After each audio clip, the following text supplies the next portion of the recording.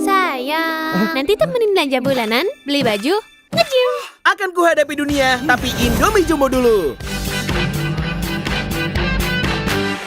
Mau ke bulan. Indomie Jumbo dulu.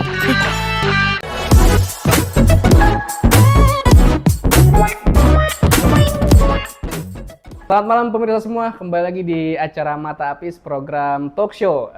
Kali ini sudah ada narasumber saya. Beliau ini adalah seorang direktur dari sebuah perusahaan CV Margo Jaya Percetakan. Betul Bapak? Iya. Bapak Hardianto. Selamat datang Bapak Hardianto. Selamat malam. Selamat malam. Hari ini nggak bakal membawa ke perbincangan yang sangat serius ya, karena saya juga sedikit gugup nih, jujur pemirsa.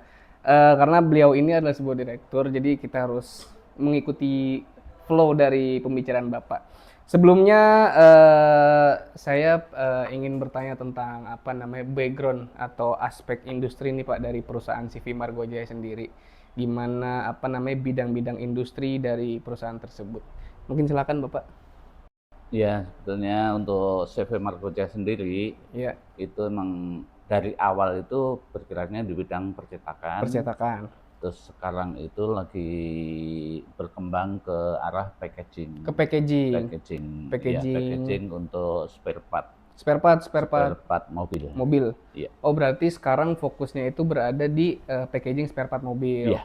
Misalkan di spare part mesin atau body gitu segala macam. Iya, untuk spare part mobil, jadi untuk kebutuhan ekspor. Oh, ternyata fun fact, ternyata saya juga baru tahu guys ya, ternyata CV Margo Jaya ini sudah mencapai aspek ekspor ya Pak ya. Iya. Sampai ekspor ke luar negeri. Berarti ini salah satu perusahaan lokal yang sudah kalau dibilang ya, yang udah berkembang sampai bisa ekspor produknya ke luar negeri. Gila, gokil. Kemudian ini Pak, setelah berarti itu kan perusahaan udah cukup lumayan besar ya, kalau bisa udah sampai ekspor barangnya ke luar negeri. Ada nggak Pak dinamika perusahaannya atau perjalanan, atau kalau bisa dibilang gitu bahasa Gen Z-nya itu drama-drama lah dari perusahaan ini gitu loh. Misalkan dari ada project yang ternyata ilegal atau apa atau segala macam begitu. Kalau untuk dinamika perusahaan sih, ya alhamdulillah sih masih bisa diatasin. Terutama yang paling berasa itu waktu kejadian COVID-19 itu, itu order benar-benar sangat minim. Sangat bisa minim. dihitung hampir 30% dari kapasitas. 30%. Jadi untuk karyawan ya terpaksa ada yang dirumahkan, tapi alhamdulillah masih bisa berjalan sampai saat ini. Terus alhamdulillah udah berjalan dengan normal lagi. Tuh guys, yang kita ketahui kan pada zaman COVID itu banyak beberapa perusahaan yang turun atau bahkan sampai bangkrut, tapi tidak dengan CV Margo Jaya. CV Margo Jaya ini sampai saat ini dia bisa strike, masih bisa berjuang sampai mungkin kurang lebih udah 5 tahun yang lalu kali COVID ya. Udah 5 tahun yang lalu. Yeah. Oke. Itu dinamika dari perusahaan CV Margo Jaya. Nah, dari 5 tahun yang lalu itu pasti ada dong Pak strategi atau cara sebuah perusahaan ini untuk bisa kembali lagi ke atas, bisa kembali lagi menormalkan itu yang tadi dibilang kayak produksinya kalau bisa lebih tinggi lagi dari tahun-tahun sebelumnya. Ada gak strategi khusus nih dari CV Margo Jaya?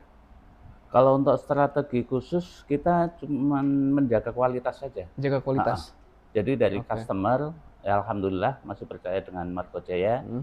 Jadi kita jaga kualitas supaya nggak banyak ditemukan NG. NG itu kalau dalam istilah di perusahaan itu no good, jadi nggak bagus gitu. Yeah. Jadi harus kita tingkatkan kualitasnya, terus kita jaga kebersihan dari produk yang kita bikin. Oke, berarti CV Margo Jaya ini punya kurang lebih misi ya untuk menjaga reputasi perusahaan itu dengan menjaga kualitasnya, menjaga trust dari perusahaan kepada para customer yang membeli produk dari CV Margo Jaya. Gimana caranya biar yang order ini percaya dengan barang CV dari Margo Jaya begitu. Oke.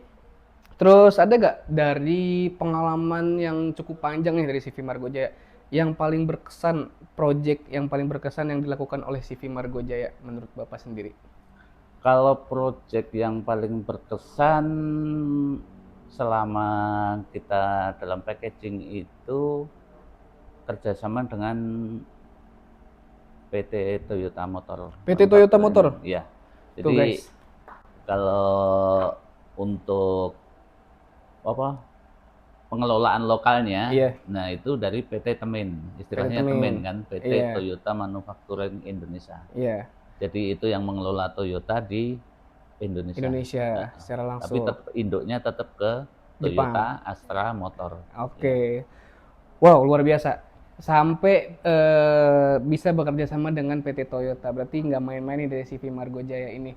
Project yang paling berkesannya menurut Bapak ini bekerja sama dengan Toyota. Toyota ini fun fact, bukan fun fact sih, kalian pasti pada tahu. Toyota ini adalah penguasa apa namanya? Penguasa market kurang lebih sampai 50% yang ada di Indonesia ini. Kemudian ada nggak Pak dari project Toyota itu kan pasti kan ada tumbuh rasa kepercayaan diri dari perusahaan itu ya karena sudah bekerja sama dengan Toyota. Ada nggak inovasi yang mungkin dari perusahaan itu kayaknya ini perusahaan harus bisa inovasi terus berkembang lagi, apa yang dikedepankan dari perusahaan itu atau inovasinya? Kalau untuk ke CV Margo Jaya kita sendiri sih inovasi tetap untuk menunjang produksi. Tetap ke mesin. Ke mesin. Dari mesin produksi. Jadi kita tingkatkan kualitas mesin, misalnya dari dulu kita pakai lokal, sekarang kita sudah pakai mesin-mesin yang modern. Yang modern. Oke, berarti balik lagi ke kualitas produk ya Pak? Kualitas produk. Untuk menunjang kualitas produk, jadi kita tingkatkan mesin produksinya. Mesin produksi, oke. Itu guys, yang dilakukan oleh CV Margo Jaya tetap saja melakukan perbaikan kualitas dan reputasi dari perusahaan tersebut. Oke, dari tadi nih kita udah ngomongin yang sedikit serius nih mengenai CV Margo Jaya sendiri. Saya akan melontarkan pertanyaan-pertanyaan yang sedikit rileks lah kepada Bapak. Dari tadi kan udah serius nih segmentasenya. Mungkin nih Bapak nih sebagai direktur dari sebuah perusahaan CV Margo Jaya, seorang direktur nih hobinya apa sih? Itu kan, coba kita tanya langsung. Ada nggak dari Bapak sendiri nih yang seorang direktur punya hobi khusus gak sih Pak untuk meluangkan emosional dari kegaduhan pekerjaan? Ada nggak Pak? Kalau untuk hobi khusus sebetulnya ada, cuman udah nggak dijalani lagi untuk olahraga. Paling sekarang cuman jalan-jalan olahraga. Kalau Sabtu Minggu kan kita lagi off, kita jalan-jalan aja sama keluarga. Keluarga. Terus yang satu lagi ya kumpul temen. Oke, itu jalan juga. Iya. Itu guys, yang paling penting itu kumpul teman ya. Kumpul teman. Bahkan seorang direktur pun masih yang namanya nongkrong. Karena ya gitu, pasti kita butuh yang namanya refreshing segala macam ya kan. Tuh, masih ada nongkrongnya seorang direktur. Ya refreshingnya sama teman-teman. Sama teman-teman. Oke. Terus yang berikutnya ada nggak sih Pak pesan nih buat anak-anak muda nih kan yang sedang berjuang atau yang sedang merintis bisnis nih, khususnya kayak saya sendiri ya kan yang berjuang untuk bisa kayak Bapak lah kurang lebih begitu. Kalau untuk anak muda sekarang ya, kalau pesan yang paling mendalam itu bertanggung jawablah dengan pekerjaan. Bertanggung jawab. Ya. Oke. Satu, bertanggung jawab dengan pekerjaan. Kedua, kerjakan pekerjaan itu dengan profesional. Dengan profesional. Ya.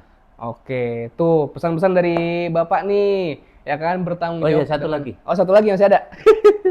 Ada rasa memiliki dengan tempat bekerja. Ada rasa kepemilikan dengan tempat pekerjaan tersebut. Yang pertama adalah bertanggung jawab, kemudian bekerjakan dengan profesionalisme. Yang ketiga adalah ada rasa memiliki dengan pekerjaan tersebut. Jadi ini kan dari anak muda sekarang kan banyak yang kurang tanggung jawabnya ya Pak ya, atas dari apa yang dia kerjakan.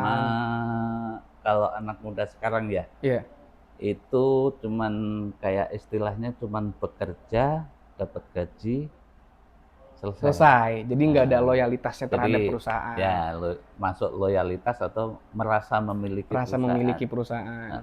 Jadi kita bekerja dengan tenang. Dengan tenang. Oke, itu bertanggung jawab dan apa namanya memiliki rasa kepemilikan terhadap bidang pekerjaannya tersebut. Oke. Nah, yang terakhir nih di segmen satu ini, quotes atau ada mungkin apa ya istilahnya tuh kayak pegangan hidup Bapak nih dari kata-kata ini apa sih? Ada gak? Kita coba nih seorang direktur nih, apakah ada pegangan hidupnya dari sebuah quotes atau mungkin dari lirik-lirik lagu atau mungkin dari yang terlintas dari pikirannya? Kalau pegangan hidup dari dulu, ya kita harus bertanggung jawab dengan diri kita sendiri Betul, dan bekerja samalah dengan orang sebanyak mungkin. betul. Oke, itu juga pesan-pesan salah satu pesan buat anak muda ya kan, bertanggung jawab dan cari relasi sebanyak mungkin. Cari Itu dia. teman, bekerja sama Teman bekerja dengan sama. teman-teman sebanyak mungkin. Sebanyak mungkin itu pesan-pesan dari Bapak Direktur sebelah kita ini. Oke, kemudian kita masuk ke segmen jawab cepet nih. Dari tadi kan kita kan udah ngebahas tentang perusahaan sampai ke personal Bapaknya sendiri. Kita masuk ke segmen jawab cepet. Oke, di sini gue ada nyiapin kurang lebih 9 pertanyaan untuk Bapak yang Bapak nanti jawab cepet ya Pak. Jadi saya kasih 2 opsi, nanti Bapak jawab cepet. Oke, pertanyaan pertama. Kopi atau teh? Kopi, Kopi. Kedua, meeting pagi atau meeting sore? meeting sore, Meeting sore.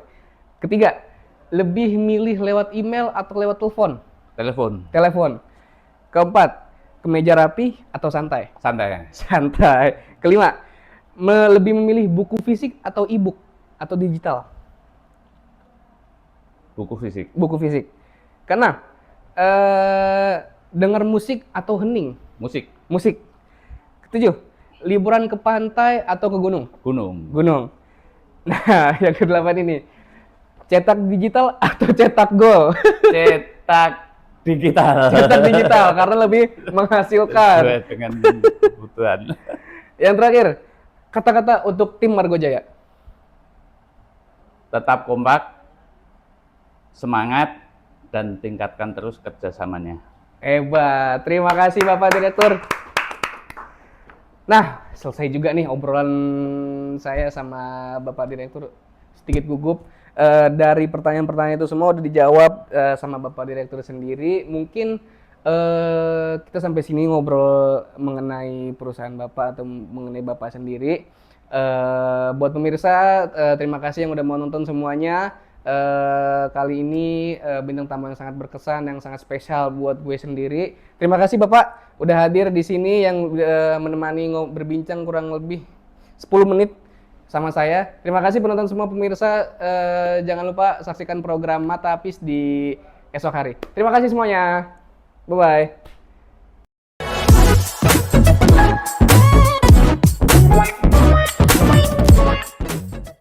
Sayang, nanti temenin belanja bulanan, beli baju, nge-gym. Akan kuhadapi dunia, tapi Indomie Jumbo dulu. Mau ke bulan. Indomie Jumbo dulu.